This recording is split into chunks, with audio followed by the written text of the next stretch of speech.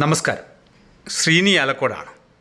ഒരു നല്ല കാഴ്ച, മനസ്സിന് സന്തോഷം തരുന്ന ഇത്തരം കാഴ്ചകൾ നിങ്ങളിലേക്ക് എത്തിക്കുമ്പോൾ എനിക്കും വലിയ സന്തോഷമുണ്ടാകും. അതുകൊണ്ട് തന്നെയാണ് ഈ സമയം ഈ കാഴ്ചയുമായി ഞാൻ വരുന്നത്. ഇന്നുച്ചയ്ക്ക് കരുവഞ്ചാൽ ടൗണിൽ കണ്ട ഈ കാഴ്ച ആരോ ഒരാൾ മൊബൈലിൽ പകർത്തിയതാണ്. എനിക്ക് എൻ്റെ ഒരു സുഹൃത്താണ് ഇത് അയച്ചു തന്നത്. വൈദ്യുതാഘാതമേറ്റ് താഴെ വീണ് കിടക്കുന്ന ഒരു കാക്കയെ ജീവിതത്തിലേക്ക് തിരികെ കൊണ്ടുവരുവാനുള്ള പ്രയത്നം നടത്തുന്ന ഒരു ലോട്ടറി വിൽപ്പനക്കാരൻ്റെ ദൃശ്യങ്ങളാണിത്. ആനക്കുഴി സ്വദേശി മൂസാനിക്ക കുറേ വർഷമായി കരുവഞ്ചാൽ ടൗണിൽ ലോട്ടറി വിൽപ്പന നടത്തുകയാണ്. തൻ്റെ കഴുത്തിൽ തൂക്കിയ കറുത്ത ബാഗിൽ ലോട്ടറിയുമായി കരുവഞ്ചാൽ ടൗണിലെത്തുന്നവർക്കിടയിലേക്ക് നിഷ്കളങ്കമായ ചിരിയോടെ നടന്നു നീങ്ങുന്ന ആ മധ്യവയസ്കനെ അങ്ങനെ ആർക്കും മറക്കാൻ കഴിയില്ല. എന്താണ് സംഭവിച്ചതെന്ന് അദ്ദേഹം തന്നെ നമ്മളോട് പറയും.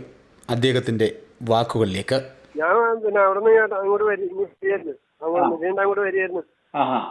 അവിടെ എട്ടിന്റെ അങ്ങോട്ട് ആ സൈഡിൽ മറിയിട്ട് അടിച്ച് കിടക്കായിരുന്നു അങ്ങനെ. അപ്പൊ അവിടെ കിടക്കുമ്പോ ഇങ്ങനെ പടക്കുന്നുണ്ട്. പടക്കുന്നുണ്ട് അങ്ങനെ കുറച്ചൊന്ന് അങ്ങനെ കുറച്ച് വെള്ളത്തേക്ക് അടിച്ച് അതിന്റെ നെഞ്ചിന്റെ അവിടുത്തെ രണ്ട് കുറച്ച് അടിച്ച് കവത്തേക്ക് അടിച്ച് അങ്ങനെ. അപ്പൊ ഇതെങ്ങനെ ഇങ്ങനെ പിന്നെ ആക്കിയാല് രക്ഷപ്പെടുന്ന തോന്നൽ എങ്ങനെ ഉണ്ടായത്? അത് ഞാൻ ഒന്ന് രണ്ട് പ്രാവശ്യം അങ്ങനെ ഇങ്ങനെ രക്ഷപ്പെടുത്തി അങ്ങനെ അടിച്ച്. ഇതുപോലെ കറണ്ടടിച്ച് വീണ കാക്കകളെ ഒരു പിന്നെ എറിയനുണ്ട്, ചെറിയൊരു എറിയുണ്ട്. എറിയെന്ന് പറഞ്ഞാൽ നമ്മുടെ നാട്ടിൽ എറിയെന്ന് പറയും. പരുന്തിന്റെ കോഴിക്കോട്ടെ തോന്നുന്നത്. ഓക്കെ.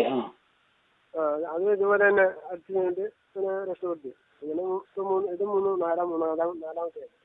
അതെ അല്ലേ? നാലെണ്ണത്തിനെ ഇങ്ങനെ രക്ഷപ്പെടുത്തിയിട്ടുണ്ടല്ലേ? മുസക്ക കരുവഞ്ചാലാണോ ആദ്യമായിട്ട് ഇത് മറ്റേ ദേശീയക്കാരൻ വീഡിയോയിൽ പിടിച്ചോണ്ട് അങ്ങനെ അറിഞ്ഞു, അല്ലെ ആരും അറിയില്ല. എത്ര വർഷമായി ലോട്ടറി വിൽപ്പന നടത്തുന്നത്? മുസക്ക എത്ര വർഷമായി ലോട്ടറി വിൽപ്പന നടത്തുന്നത്? ലോട്ടറി വിൽപ്പന ഒരു 3-4 വർഷമായിട്ടില്ല. അല്ല 5-6 വർഷമായിട്ടില്ല. ഓക്കെ, ആയിക്കോട്ടെ, സന്തോഷം. മൂസാനിക്കയെ പോലെ നന്മ പറ്റാത്ത ഒട്ടേറെ മനുഷ്യർ നമുക്കിടയിൽ ഇപ്പോഴും ജീവിക്കുന്നുണ്ട്.